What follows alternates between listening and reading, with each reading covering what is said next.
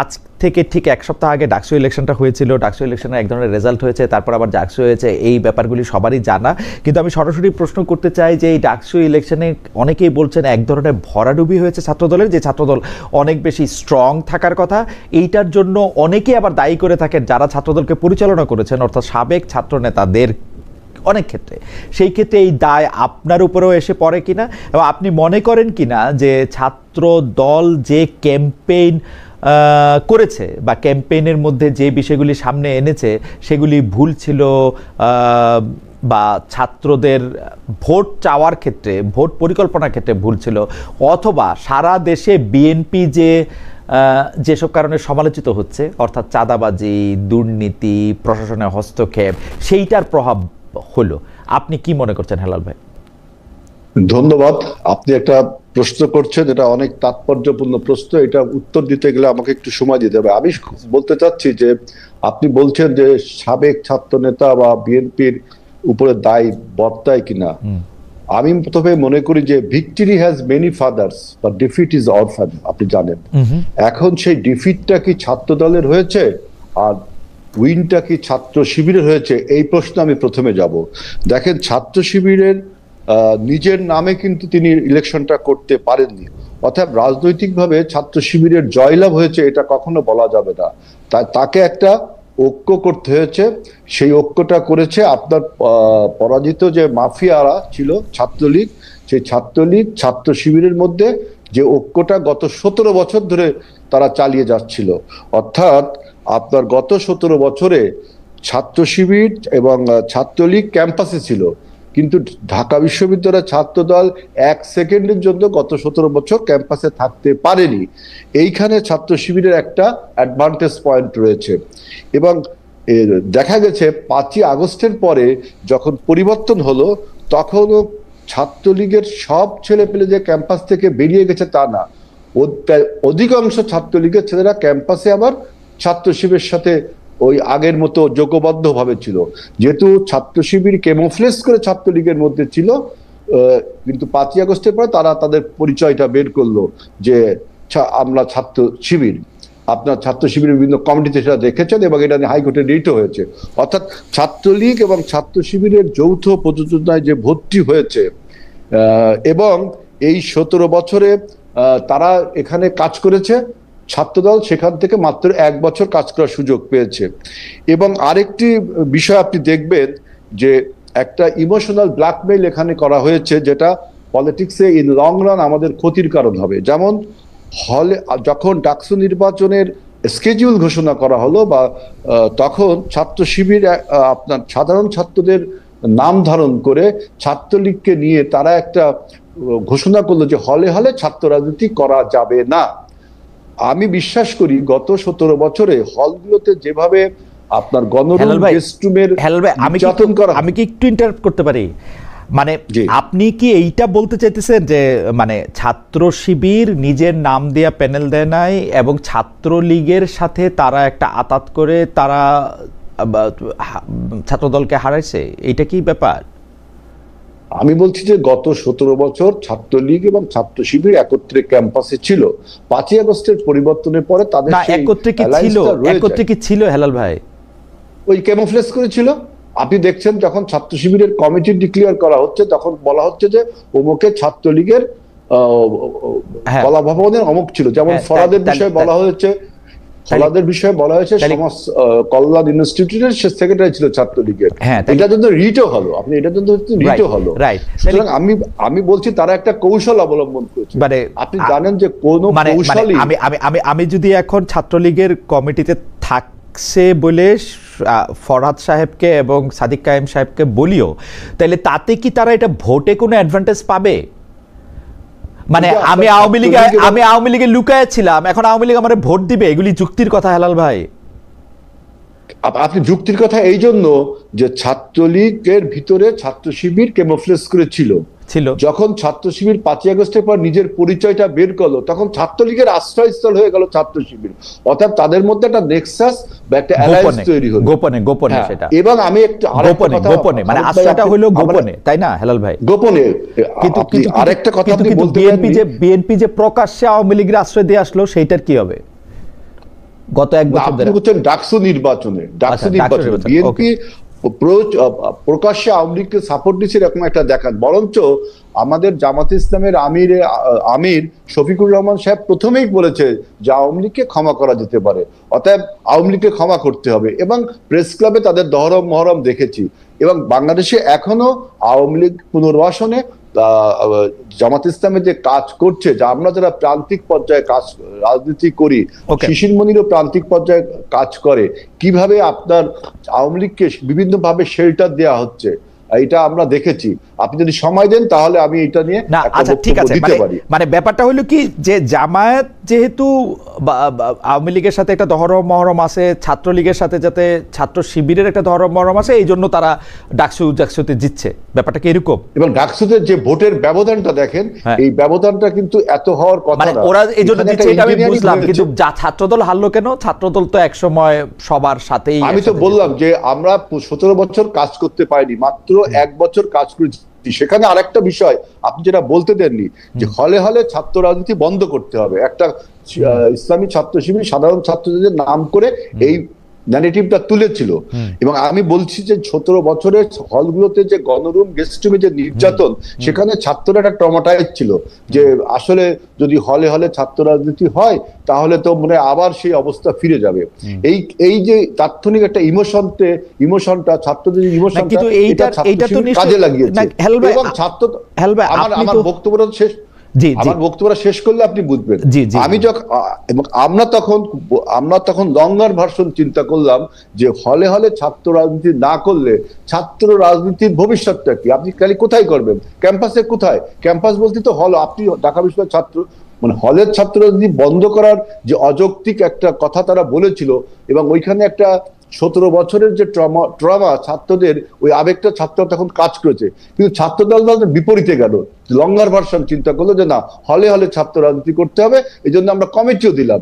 এইখানে ছাত্র শিবির বা ছাত্রলীগ একটা আপনার একটা তাৎক্ষণিক একটা ইমোশনকে তারা আমরা এটা বিস্তারিত আলাপে আসবো না, কিন্তু মোটামুটি ভাবে ছাত্র দলের ক্যাম্পেইনে কোনো ভুল ছিল না, ছাত্র দলের অন্য কার্যক্রমে বা কোনো ভুল ছিল না, বিএনপির কোনো সমালোচিত বা বিতর্কিত কোনো কার্যক্রমেরও কোনো প্রভাব ছিল না, যা মানে আমি বুঝলাম আর কি আপনার কথায়, যে ডাকসুতে এটা হচ্ছে কারণ ইসলামী ছাত্র শিবির আর ছাত্রলীগে এক হয়ে গেছিল, ছাত্র দলকে রাজনীতি করতে দেয় নাই, তারপরে হলে কমিটি করতে দেয় না, এই জন্যই তো, আর বাকি সব ঠিক ছিল।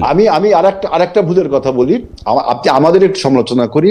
আজকে দেখেন ছাত্রদল প্রায় 5,000-এর উপর, 5,500 ভোট পেয়েছে, 5,700 মতো আমাদের ভিপি পদ ভোট পেয়েছে। আপনি দেখেন বামপন্থী মেঘমল্লার বসুরা 5,000 ভোট পেয়েছে, ওবামা 3 থেকে 3,500 ভোট পেয়েছে। আমরা যদি এই অ্যালয়টা করতাম, এই অ্যালায়েন্সটা করতাম, তাহলে তো ওদের অ্যালায়েন্স পারতো না। আপনাদেরকে এই আমাদের এই দুর্বলতা আপনি বলতে পারেন, আপনারা অ্যালায়েন্স করতাম মানে কি, আপনাদের সাথে কেউ অ্যালায়েন্স করতে চাইছে কিনা?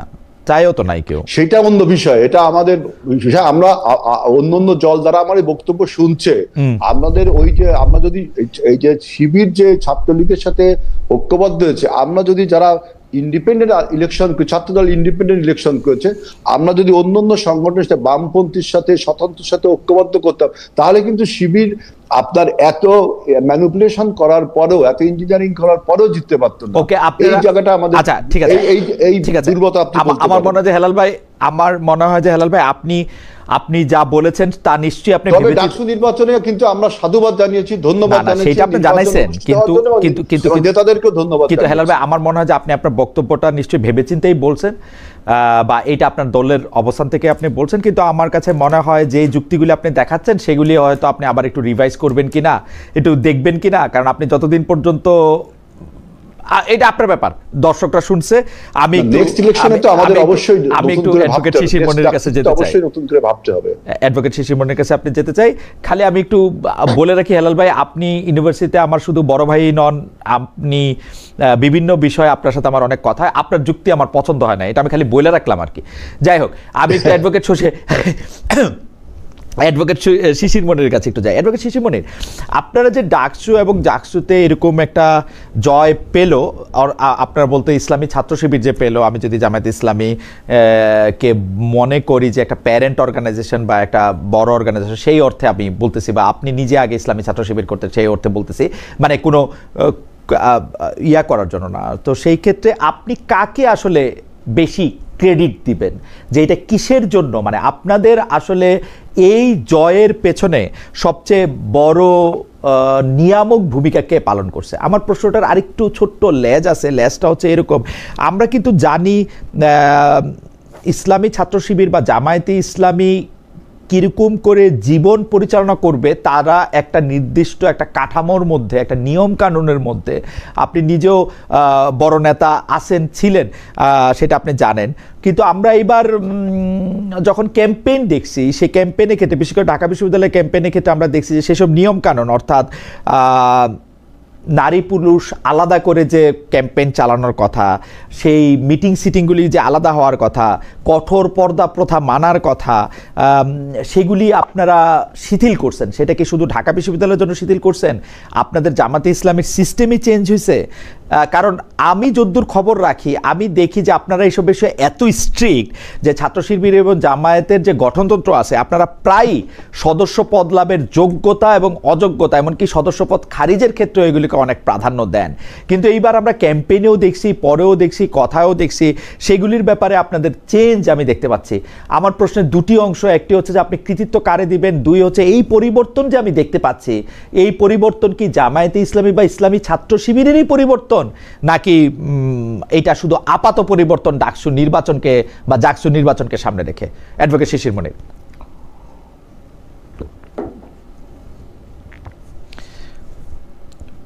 অ্যাডভোকেট শিশির মনিরের কানেকশনটা কি? পরিবর্তন তাকে দিব যে অ্যাডভোকেট শিশির মনির, এখন আমরা আপনাকে শুনতে পাচ্ছি, আপনি একটু জোরে বলবেন। হ্যাঁ, আপনি প্রথমে কৃতিত্বটা একটু বললেন।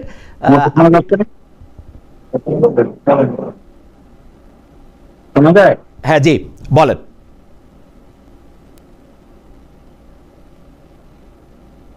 এই পরিবর্তনের প্রথম ক্রেডিট দিব আমি ক্যান্ডিডেটের, যে ক্যান্ডিডেট তারা চুজ করেছে, যে ধরনের ক্যান্ডিডেট চুজ করা হয়েছে, এই ক্যান্ডিডেট এখানে একটা বিরাট ফ্যাক্টর হিসেবে কাজ করেছে বলে আমার আন্ডারস্ট্যান্ডিং হয়েছে। আপনি দেখবেন ছাত্র শিবিরের পক্ষ থেকে কিংবা এই প্যানেলের পক্ষ থেকে যাদেরকে ক্যান্ডিডেট ফিক্স আপ করা হয়েছে, তারা শুধুমাত্র শিবির লেন্স দিয়ে তাদেরকে দেখলে হবে না। তারা বিশ্ববিদ্যালয় ক্যাম্পাসে ভালো ছাত্র, তাদের একাডেমিক ক্যারিয়ার আছে, তারা এক্সট্রা কারিকুলার অ্যাক্টিভিটিতে অনেক ভালো পারফর্ম করেছেন, তাদের track record in the university is very good and clean.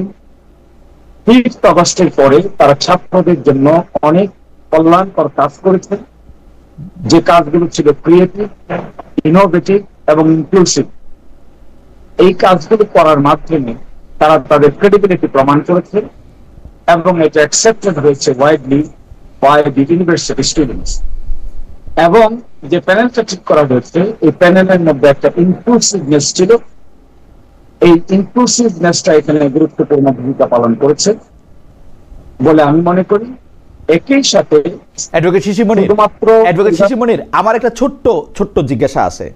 একটা হচ্ছে যে ক্যান্ডিডেট চুজ করা হয়েছে, তাকে আপনি বড় কৃতিত্ব দিচ্ছেন। একটা হচ্ছে ক্যান্ডিডেট চুজ করা হচ্ছে, সেটাকে আপনি বড় কৃতিত্ব দিচ্ছেন। এই ক্যান্ডিডেটটা চুজ করার ক্ষেত্রে কি প্রক্রিয়া অনুসরণ করা হয়েছে সেটাও যদি একটু বলতেন, এটাকে মানে এটা কিভাবে করা হয়েছে। আর দুই হচ্ছে ছাত্রদের কল্যাণের জন্য যেসব কাজ করা হয়েছে। অ্যাডভোকেট শিশির মনির, আপনি কি আমাকে শুনতে পাচ্ছেন?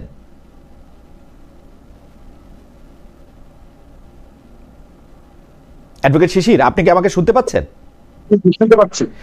আমার দুইটা প্রশ্ন, ক্যান্ডিডেটটা কিভাবে চুজ করা হয়েছে সেটাও যদি একটু বলতেন, প্রক্রিয়াটা কি অনুসরণ করা হয়েছে। দুই, ছাত্রদের কল্যাণের জন্য যে ছাত্রদের কল্যাণের জন্য যে কাজগুলি করা হয়েছে সেইটার ব্যয় তো আছে কিছু। অনেকেই বলছেন যে কোটি কোটি কোটি টাকা জামায়াতে ইসলামী ছাত্র শিবিরকে দিয়েছে। এই ব্যাপারটাও যদি একটু আমাদের বলতেন যে এই টাকা আসলে কত টাকা খরচ হয়েছে, কিভাবে এই টাকাগুলি এসেছে এই ছাত্রদের কাছে। জনাব শিশির মনির। আপনি আমাকে প্রথম দুইটা প্রশ্ন করেছিলেন, আপনি আমাকে আপনি আমাকে প্রথম যে যেটা প্রশ্ন করেছিলেন তার উত্তর আমি দিতে পারি নাই কিন্তু। না না, সেইটার মধ্যে থেকেই উত্তর। আপনি বলেছেন যে আমি বলেছি যে বিজয়ের জন্য আপনি কাকে কৃতিত্ব দিবেন, সেটার মধ্যে আপনি বলছেন যে ক্যান্ডিডেট চুজ করা হয়েছে খুবইটা, আর ছাত্রদের কল্যাণের জন্য কাজ করা হয়েছে। আমি জাস্ট স্পষ্ট করলাম যে ক্যান্ডিডেট চুজ করাটা কিভাবে হয়েছে, আর ছাত্রদের কল্যাণের জন্য যে টাকাগুলি ব্যয় করা হয়েছে সেগুলি কোত্থেকে এসছে বা কত টাকা ব্যয় করা হয়েছে।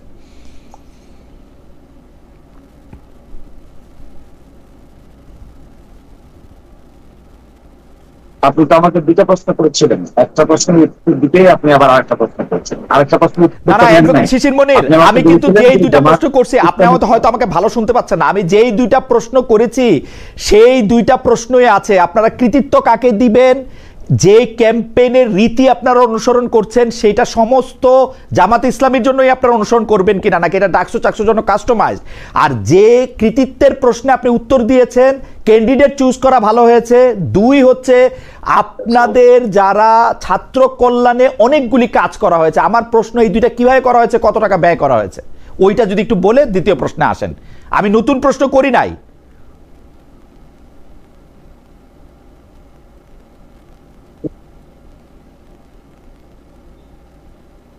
মাঝখানে যদি আপনি আমাকে আটকাই দেন তাহলে উত্তর দিতে পারবো না, তাহলে আপনার কথাই আমাকে শুনতে হবে। আচ্ছা দেন উত্তর দেন, কথা বলেন। সেকেন্ড বলতেছেন যে এটার ব্যয় কোথা থেকে এসেছে। আপনি দেখবেন ছাত্র শিবির এমন একটা অর্গানাইজেশন, তার নিজস্ব ফাইন্যান্সিয়াল মেকানিজম আছে এবং নিজস্ব ইন্ডিপেন্ডেন্ট স্ট্রং মেকানিজম আছে। এই মেকানিজমটা আপনি ভিতর থেকে না দেখলে বুঝতে পারবেন না। This is a very beautiful mechanism.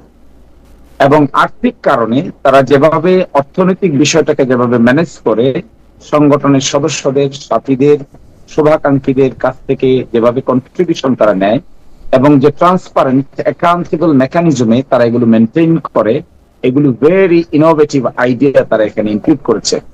এটাও তার একটা ক্যাপাসিটি যে ছাত্র শিবির তার ফাইন্যান্সিয়াল পার্টটুকুকে এত স্মুথলি ডিল করে, যে স্মুথলি ডিল করার কারণে তাদের মধ্যে ফাইন্যান্সিয়াল বিষয়টা খুবই ট্রান্সপারেন্ট অ্যাকাউন্টেবল ওয়েতে যেহেতু ম্যানেজ হয়, এটাকে নিয়ে কোনো প্রশ্ন থাকে না, কোনো ধরনের কোনো উদ্বিগ্নতা থাকে না, কোনো ধরনের কোনো এলিগেশন থাকে না। ফলে ছাত্র শিবিরের ফাইন্যান্স আপনি যদি অডিট করতে চান, আপনি অডিট রিপোর্ট দেখতে পাবেন। ওই অডিট রিপোর্ট দেখলে আপনি বুঝতে পারবেন কিভাবে আয় হলো আর কোথায় ব্যয় হলো। এবং I hope you will be satisfied to go through their audit report, yearly audit, 6 monthly audit এবং 3 মাসের অডিট। আমার ধারণা, আমি যখন এই সংগঠনে ছিলাম, এত ট্রান্সপারেন্ট মেকানিজমে ফাইন্যান্সিয়াল সিস্টেম বিল্ড আপ করা হয় এবং কন্টিনিউ করা হয়, এটার প্যারালাল আরেকটা এক্সাম্পল সম্ভবত আমাদের দেশে আপাতত কেউ এস্টাবলিশ করতে পারে নাই। This is what is an internal beauty. আর সেকেন্ড বলছেন যে জামায়াত ইসলামীর পলিসিতেই পরিবর্তন হয়েছে না অনলি শিবির। যে ইনক্লুসিভনেস এর কথা আমরা বলে আসছি, যে আমার ভাই একটু আগে যে কথাগুলো বলেছেন, এটা যে ডিনায়াল মোড, আমি মনে করি ডিনায়াল মোড কোনো আন্ডারস্ট্যান্ডিং এর জন্য ভালো মোড না। একটা প্যানেল বিজয়ী হয়েছে, এখন তারা দেখছেন এখানে কার সাথে আঘাত করা হয়েছে, কি ধরনের ক্যান্ডিডেট ঠিক করেছেন তা কি প্রশ্ন করেছেন? যে ধরনের ক্যান্ডিডেট তারা দিয়েছেন তাদের প্রি ক্রেডেন্সিয়ালস আছে একাডেমিক, তা কি টেস্ট করেছেন? যাদেরকে তারা ফিক্স করেছেন তারা কি ধরনের এজেন্ডা ফিক্স আপ করেছেন, এই প্রশ্ন করেছেন? তারা কি এই প্রশ্ন করেছেন যে 5ই আগস্টের পরে ছাত্রদের জন্য ছাত্র বান্ধব কি কি কাজ তারা করেছেন, এটাকে অ্যানালাইসিস করেছেন? এই অ্যানালাইসিস না করে যদি আপনি ষড়যন্ত্র তত্ত্ব দাঁড় করাতে পারবেন, কিন্তু ডিনায়াল মোডে কোনোদিন সত্যের দেখা খুঁজে পাবেন না। ফলে আমি মনে করি এই যে একটা পরিবর্তন এসেছে, ইনক্লুসিভনেস, ভালো ক্যান্ডিডেট ফিক্স করা এবং এজেন্ডা ফিক্স আপ করা, এজেন্ডা গুলো ছাত্রদের কল্যাণে হওয়া, এই পরিবর্তনগুলিকে শুধু ছাত্র শিবিরে নয়, এগুলো আপনি আগামীতে জামাত ইসলামের এজেন্ডাতেও পরিবর্তন দেখতে পাবেন, ইনক্লুসিভনেসে পরিবর্তন দেখতে পাবেন, মাইনরিটি এবং রিলিজিয়াস গ্রুপের সঙ্গে বিহেভিয়ার এবং আচরণে পরিবর্তন দেখতে পাবেন। এবং অবশ্যই আমরা আগামী নির্বাচনে ক্রিয়েটিভ ইনোভেটিভ আইডিয়া ইন্ট্রোডিউস করব, যা নাকি বাংলাদেশের মানুষের সামনে একটা ধর্ম, বর্ণ, শ্রেণী নির্বিশেষে নতুন রাজনৈতিক চিন্তা ভাবনার বহিঃপ্রকাশ করে। এগুলোই আমরা আগামীতে শুধুমাত্র শিবিরে নয়, জামাত ইসলামী তার ন্যাশনাল নির্বাচনে এই এজেন্ডা গুলো প্রকাশ করবে। আমাদের প্রত্যাশা যে হয়তো বাংলাদেশের সামনে বিকল্প রাজনৈতিক চিন্তা ভাবনা হিসেবে, ইনক্লুসিভ পলিটিক্স হিসেবে নতুন ডাইমেনশন অ্যাড করবো আমরা। যা ছাত্র শিবির এটা প্রাথমিক ম্যানিফেস্টেশন মাত্র, আর জামায়াত ইসলামী জাতীয় নির্বাচনে তা অত্যন্ত জোরসোরে পরিকল্পনা চলছে, আলোচনা চলছে, প্রিপারেশন চলছে। আপনারা দ্রুতই তার ম্যানিফেস্টেশন দেখতে পাবেন। অ্যাডভোকেট শিশির মনির, আপনি অনুমতি দিলে আপনাকে আমি আবার জিনিসটা বলি। আপনি কি শুনতে পাচ্ছেন? আপনি কানে ওইটা দিলে কি শুনতে পাবেন? অ্যাডভোকেট শিশির মনির, আমি কিন্তু শিবিরের ফিনান্সিয়াল জায়গা নিয়ে আমি প্রশ্ন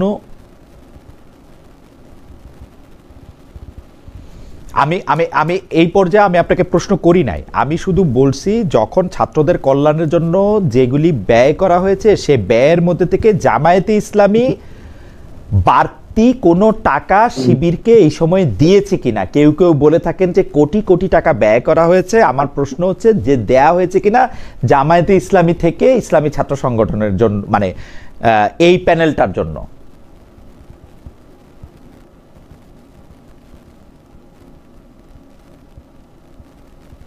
ডাকসু ইলেকশনকে সামনে রেখে অ্যাডভোকেট মনির, আপনি কি আমাকে শুনতে পাচ্ছেন? জি জি, শুনতে পাচ্ছি আমি, প্লিজ বলেন। ডাকসু এবং জাকসু ইলেকশনকে সামনে রেখে, বিশেষ করে ডাকসু ইলেকশনকে সামনে রেখে ছাত্রদের কল্যাণের জন্য যে ব্যয় করা হয়েছে সে ব্যয়ের নির্বাহের জন্য জামায়াতে ইসলামী এই ছাত্র সংগঠনকে কোনো বাড়তি টাকা দিয়েছে কিনা, দিলে সেটার পরিমাণ কত? না, জামাত ইসলামী বাড়তি কোনো পয়সা ছাত্র শিবিরকে তার নির্বাচন পরিচালনার জন্য দেয়নি। ছাত্র শিবির তার নিজস্ব মেকানিজমে যে ফান্ড রেইজ করেছে সেই ফান্ডেই যথেষ্ট ছিল নির্বাচন পরিচালনা করার জন্য। এবং এই ক্ষেত্রে আমরা যারা অতীতে ছাত্র শিবির করেছি, আমরা আমাদের সাধ্য মতো সবাই এই ফান্ডে ডোনেট করেছি। দেশের বাইরে যারা অতীতে ছাত্র শিবির করেছেন তারাও এখানে সাধ্য মতো ভালো পরিমাণ পয়সা ওই প্রয়োজন অনুযায়ী ডোনেট করেছেন। সেটা তারা খরচ করেছে, হিসাব রেখেছে, বাউচার রেখেছে, একটা ব্যালেন্স শিট তৈরি করেছে, সেটা রিপোর্ট তারা আমাদের কাছে দিয়েছে, আমরা সন্তুষ্ট হয়েছি। So this is what is the mechanism. Okay, এইটা কি আপনারা প্রকাশ করবেন যে মোট কত টাকা ব্যয় করা হয়েছে এই এক বছরে ছাত্র কল্যাণের জন্য বা ছাত্রদের কল্যাণের জন্য? এবং এরকম কোন সিচুয়েশন এখনো আসেনি। যদি স্পেসিফিক্যালি মনে করেন আপনি এটা জানতে চান বা আপনার জানার প্রয়োজন আছে বা কোনো ব্যক্তি বিশেষ যদি জানতে চায়, তাহলে অবশ্যই তাকে আমরা আনুষ্ঠানিকভাবে উত্তর দিতে রাজি আছি। আপনি চিঠি পাঠান, we will give you answer. Thank you so much.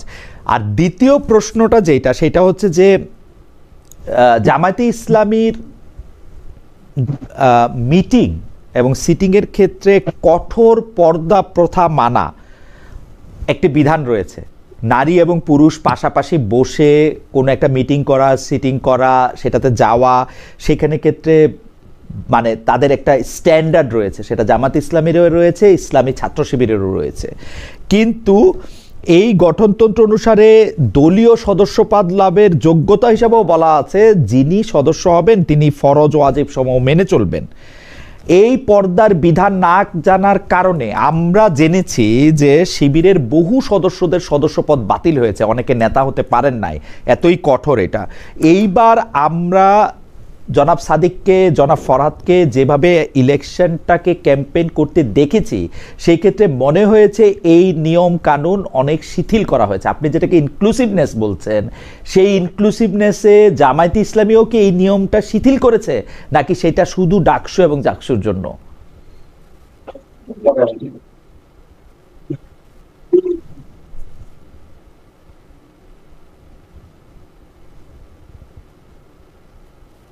Advocate মনির, আপনি যেটা বলছেন, জি, আপনি যে কথা বলছেন যে এখানে ফরজ এবং ওয়াজিবকে শিথিল করা হয়েছে, আচ্ছা, কে কি পোশাক পরবে আর কে কি পোশাক পরবে না এটা ডিটারমিন করার দায়িত্ব তো আমার বা আপনার না। একজন ব্যক্তিকে হিজাব পরবে, কে নিকাব পরবে, কে আলট্রা মডার্ন ড্রেস পরবে, এটা সম্পূর্ণ তার ব্যক্তিগত ব্যাপার এবং তার রাইট টু প্রাইভেসি। এই রাইট টু প্রাইভেসিকে আমরা অলওয়েজ রেসপেক্ট করব। এখন এই ছাত্রদের প্যানেলে, যাকে ইনক্লুসিভ প্যানেল হিসেবে একটি প্যানেলের সম্পাদকীয় পোস্টে তিনি অংশগ্রহণ করেছেন, তার পছন্দ মতো তিনি পোশাক করেছেন এবং প্রটোকল অনুযায়ী তিনি যেখানে বসবেন সেখানে তাকে বসতে দেওয়া হয়েছে, তিনি বসবেন সেখানে। তাতে তো ছাত্র শিবিরের নীতি পদ্ধতিতে কোন ধরনের পরিবর্তনের প্রয়োজন আছে বলে আমরা মনে করি। পার্লামেন্টের মেম্বার ছিলেন আমরা, পার্লামেন্টের মেম্বার থাকা অবস্থায়, মিনিস্টার থাকা অবস্থায় আমাদের মন্ত্রীরা মিনিস্টাররা পার্লামেন্ট পরিচালনা করেছেন, সেখানে মন্ত্রী হিসেবে দায়িত্ব পালন করেছেন, পার্লামেন্টের স্ট্যান্ডিং কমিটির নীতিতে উপস্থাপন করেছেন, সেখানে নারী পুরুষ নির্দিষ্ট অংশগ্রহণ করেছেন। এই যে পাবলিক ডোমেইনে জামায়াত ইসলামী পাবলিক ডোমেইনে পার্টিসিপেট করছে, অন্যের রাইটকে এক্সারসাইজ করার জন্য রেসপেক্ট, রাইট টু প্রাইভেসিকে প্রোটেক্ট করছে, আমি তো মনে করি this innovative ideas and thoughts should be welcome by each and everyone. এবং এই ক্ষেত্রে ছাত্র শিবির বা জামায়াত ইসলামীর ব্যক্তিগত পন্থা মানার যে বিধান তা নিশ্চয়ই শিথিল না করেও পাবলিক ডোমেইনে এই সমস্ত কাজ করতে ছাত্র শিবিরের গঠনতন্ত্রে কোনো বাধা নেই, জামায়াত ইসলামের গঠনতন্ত্রের কোনো বাধা নেই।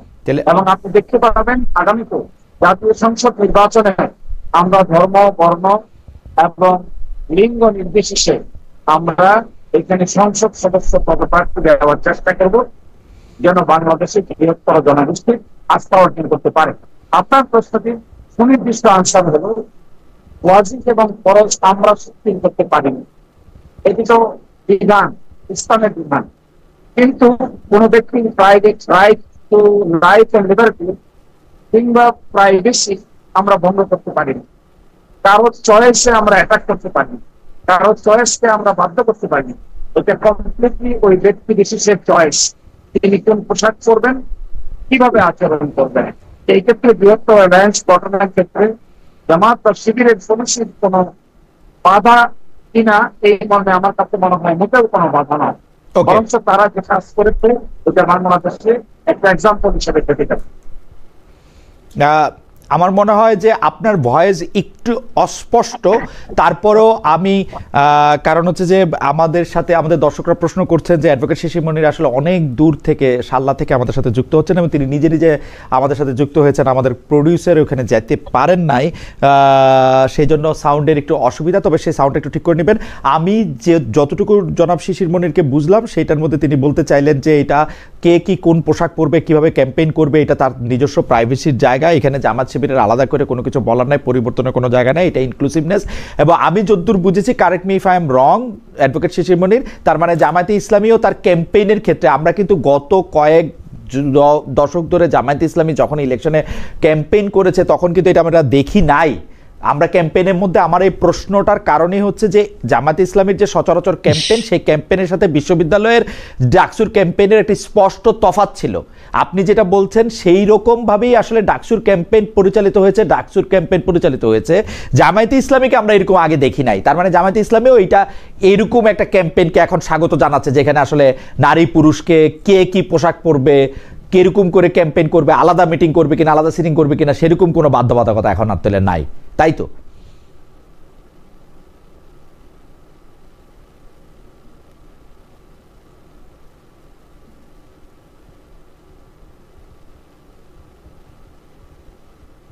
আমার মনে হয় এটাই তো বিবর্তন, এইটাকেই তো বিবর্তন বলে। এবং সময়ের প্রেক্ষাপটে আপনি আপনার প্রোগ্রাম, চিন্তা চেতনাকে ঢেলে সাজাবেন, এইটাও ইসলামের একটা বিধান। আপনি উইল নট বি স্ট্রিক্টিভ।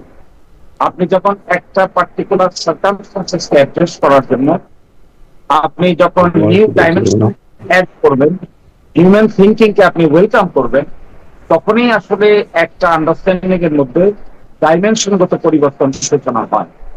তো জামাত ইসলামী বলেন আর ইসলামী ছাত্র শিবিরের বলেন, এই যে ডাইমেনশনের কাজটুকু তারা করছেন, তারা ইনক্লুসিভ চিন্তা ভাবনা করছেন, ওয়াইডার স্পেকট্রাম অফ পিপলকে অ্যাড্রেস করার চিন্তা ভাবনা করছেন। আমি মনে করি this is very positive, not only in the university campus but also for the future of the nation. আমিও তাই মনে করি। সময়ের সাথে জামায়াতে ইসলামের এই বিবর্তন, যেটি আমরা আসলে ডাকসু এবং চাকসুর মধ্যে দেখতে পেলাম, অ্যাডভোকেট শিশির মনির বলছেন যে সেটি আসলে সেটি আসলে অ্যাকোয়ার করা হয়েছে সময়ের প্রয়োজনে এবং এর নামেই আসলে ইসলাম, এই বিবর্তনের মধ্যে দিয়ে সেটি এটি যায়। আপনাকে তো অনেক ধন্যবাদ অ্যাডভোকেট শিশির মনির। আমি একটু আমার টেকনিক্যাল প্রযোজক আবির ভাইকে একটু বলবো যে শিশির ভাইয়ের মানে সাউন্ডটা একটু ক্লিয়ার হয় কিনা সেটা যদি উনি আবার একটু দেখেন, আমরা ততক্ষণ ততক্ষণে জনাব আজিজুল বারী হেলালের সাথে একটু কথা বলতে চাই। জনাব আজিজুল বারী হেলাল, আমরা দেখতে পাচ্ছি যে নানা কারণে এমন একটা সময় এসছে যখন এইটা মনে হচ্ছে যে বিএনপি নিজেদের মনে করছে যে তারা ভবিষ্যতের নির্বাচনে তারা পাশ করে গেছে বা তারাই আসলে বাংলাদেশে সরকার গঠন করবে।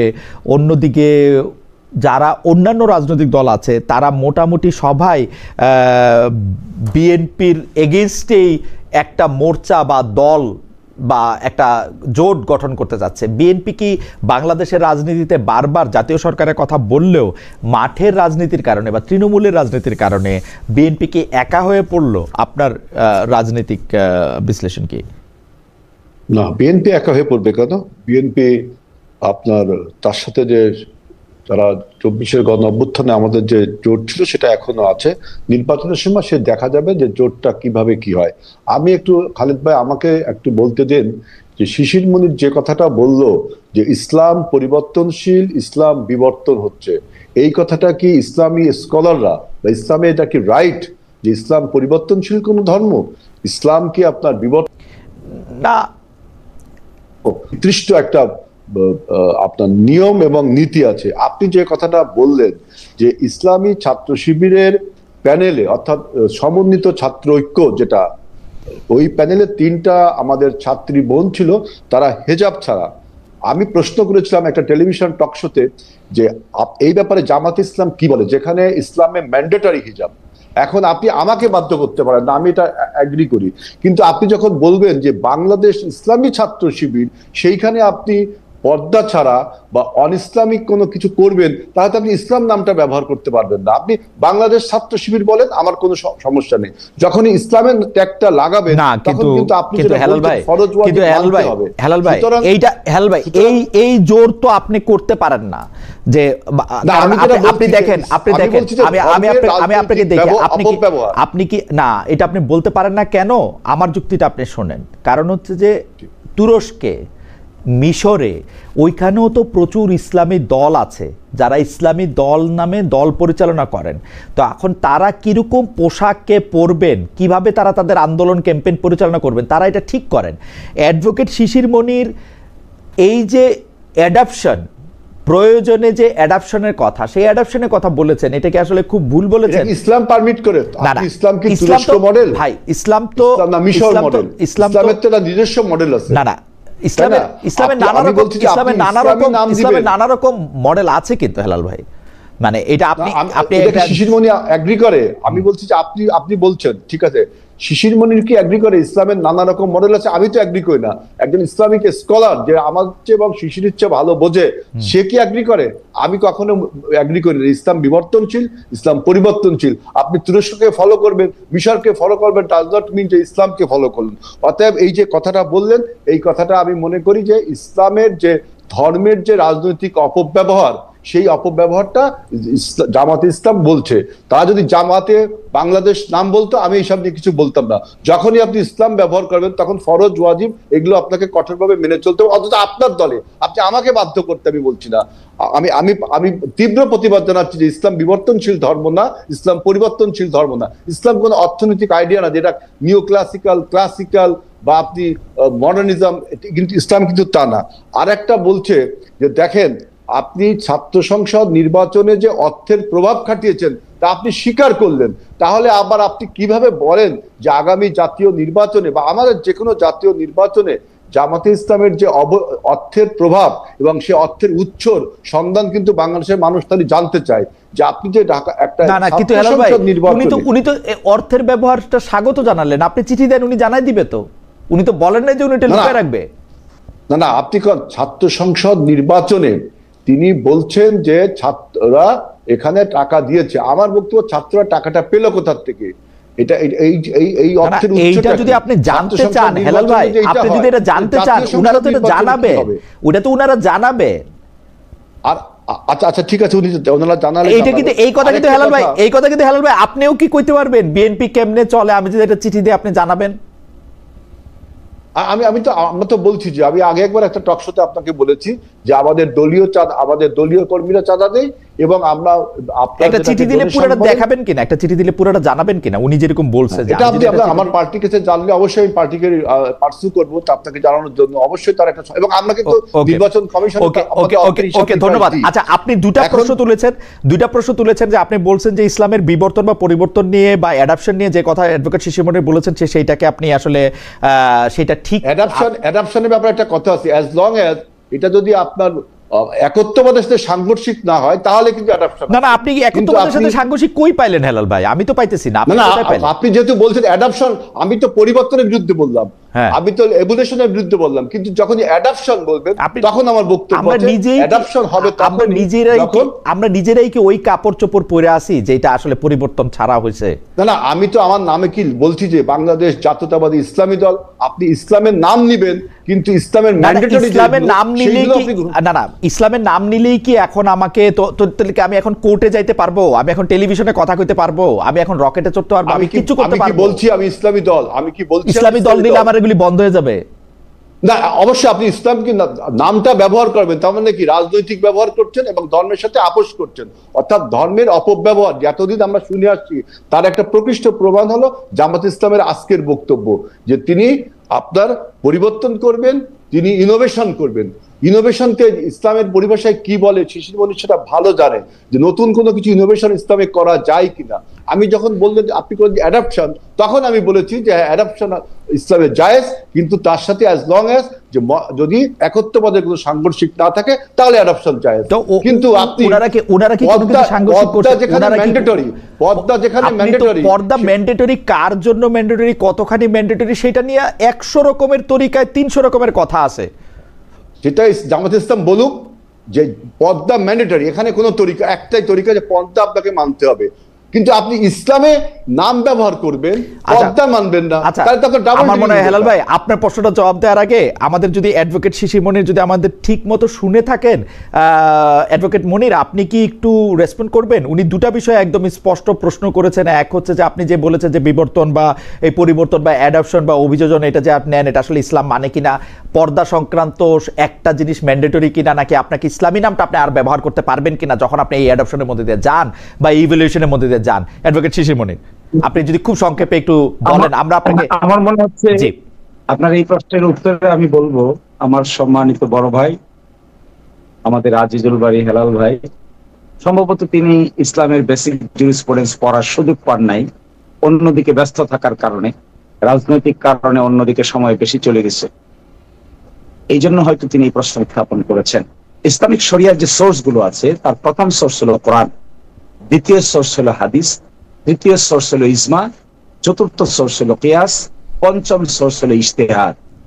ইসলামের এই যে অ্যাডপটিভ টেন্ডেন্সি বা অ্যাডপটিভ মেন্টালিটি বা সার্কামস্টেন্সিয়াল ইন্টারপ্রিটেশন, এটি আসে ইজমা, কিয়াস এবং ইজতিহাদ থেকে। যুগে যুগে যারা মুস্তাহিদ থাকেন, যারা ইজমা এবং কিয়াস করেন, তারা ইসলামের কনটেক্সচুয়াল ইন্টারপ্রিটেশন দিয়ে থাকেন। আর যে বোনের কথা বলা হচ্ছে তিনি কি ছাত্র শিবিরের সদস্য, তিনি কি ছাত্র সংস্থার সদস্য, তাহলে তিনি কি পোশাক পরবেন তাকে ছাত্র শিবির বলে দিবে? তিনি কি পোশাক পরবেন তাকে আজিজুল বারী হেলাল ভাই বলে দিবে? আমি আপনার জবাবটা শেষ হলে আমরা একটু হেলাল ভাইকে শুনতে চাই, কারণ আমরা আপনাকে একটু লম্বা সময় ধরে, এবং এই ক্ষেত্রে এই জন্য আমি বলছি এটা আমি একটু প্রশ্ন করতে চাই সম্পর্কে। খালেদ ভাই আমাকে একটু বলার সুযোগ দিতে হবে। জি বলেন। যে কথা শিশির মনির যেটা বললো যে ইসলামের প্রাথমিক ধারণা একমাত্র জামাতে ইসলামের ছাত্র শিবির যারা করে তারা জানে, আমি তো তাকে বলি তিনি যেটা বললেন সম্পূর্ণ রং কথা বললেন। আমরা জানি ইসলামের প্রথম সোর্স কোরআন, দ্বিতীয় সোর্স হলো হাদিস, এরপরে যেগুলো আছে ইজমা।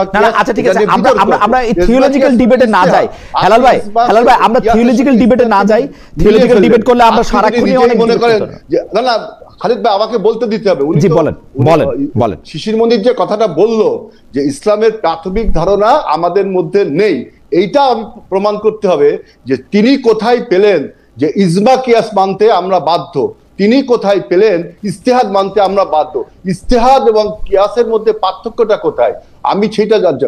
অতএব আমি যেটা বলছি যে ইসলাম আপনার কখনো আপনার পরিবর্তন মেনে নেই কিনা, এখন আমি আপনি নতুন একটা জিনিস ইনোভেশন করবেন ইসলামে, যে আমি হেলাল ভাই আপনার প্রশ্ন বোঝা গেছে, হেলাল ভাই আপনার প্রশ্ন বোঝা গেছে।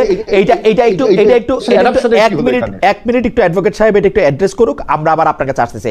এক মিনিটের একটু বলি যে অ্যাডভোকেট শিশির মনির, আমরা আগেও যে মুস্তাহিদের কথা কি মানতে আমরা বাধ্য?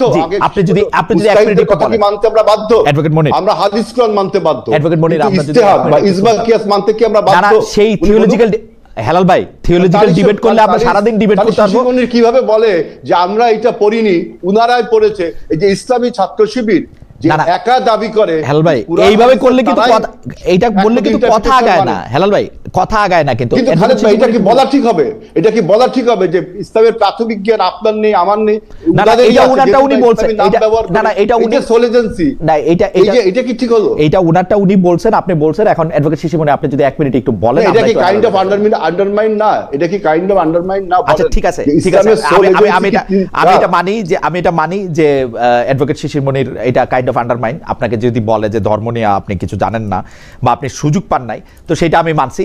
অ্যাডভোকেট শিশির মনির একটু যদি আপনি রেসপন্ড করতেন এই ব্যক্তিগত প্রসঙ্গ বাদ দিয়া, যে আসলে এইটা কোনো পরিবর্তন কিনা জামাতে ইসলামের ক্যাম্পেইনের ক্ষেত্রে, যেটা পুরনো প্রশ্ন ধরে আবার একটা আসতেছে। এক মিনিট যদি একটু বলতেন, আমরা কথা আগাই আসলে।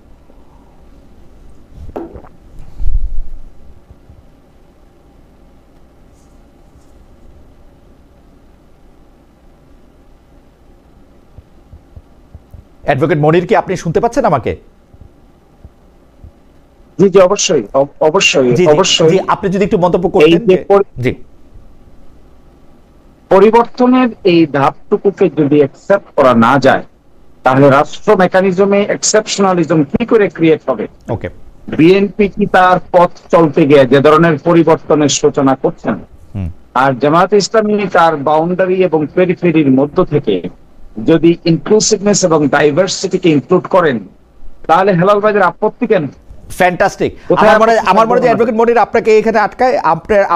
ইসলাম ব্যবহার করলে আপত্তি থাকবে, ইসলামের ব্যবহার করেন না, আমরা আপত্তি নেই। ইসলাম ব্যবহার করলে ইসলামকে মানতে হবে। না না, কোনটা ইসলাম এটাকে আপনি ঠিক করে দিবেন হেলাল ভাই। ইসলাম তো নানা রকম আছে। না না, এটা ইসলাম তো নানা রকম আছে। আপনি এই কথা থেকে একটু আগান, ইসলাম নানা রকম আছে। ইসলাম নানা রকম আছে, এই কথাটা কি শিশির মনির স্বীকার করে?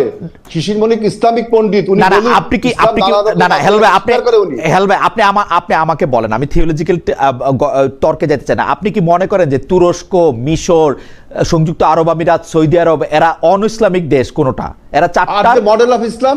না না, তারা সবাই ইসলাম, আমি সেটাই বলতেছি, তারা সবাই ইসলাম। তারা তো মালয়েশিয়া, ইন্দোনেশিয়া, তারা কি মডেলটা কি? ইসলামের মডেল রাসূলুল্লাহ সাল্লাল্লাহু আলাইহি ওয়াসাল্লাম ইসলামের মডেল। আমাদের একমাত্র সোর্স কুরআন এবং হাদিস। এইটা আপনি তুরস্ক, রাশিয়া বা আফগানিস্তান বা ইরাক এইগুলোকে তো মডেল বলতে পারেন না ইসলামের। এটা কি শিশির মনির মানে? এটা কি ইসলামের মডেল? ইসলামের মডেল একটাই, রাসূলুল্লাহ সাল্লাল্লাহু আলাইহি ওয়াসাল্লাম। আমার এটা মনে হয় না যে ইসলামের মডেল একটাই।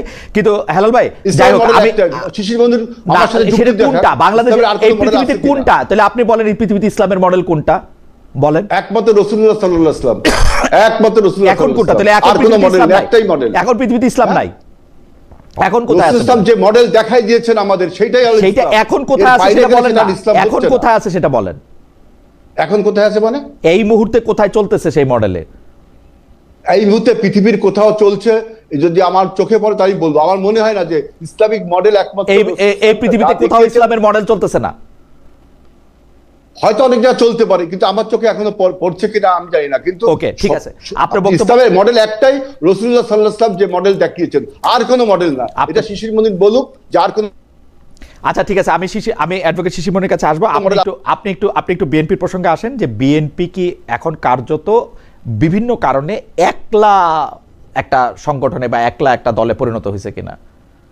না, বিএনপি একলা একটা সংগঠনের পরিবর্তন হয়নি। যখন ওরা একটা জোট করেছে, যে 3 দলীয় জোট, যারা 8 দফা আপনার দাবিতে, তা বাংলাদেশে কি 3টা দল মাত্র বলছে যে ইসলামিক সমস্ত দলকে তারা ঐক্যবদ্ধ করবে।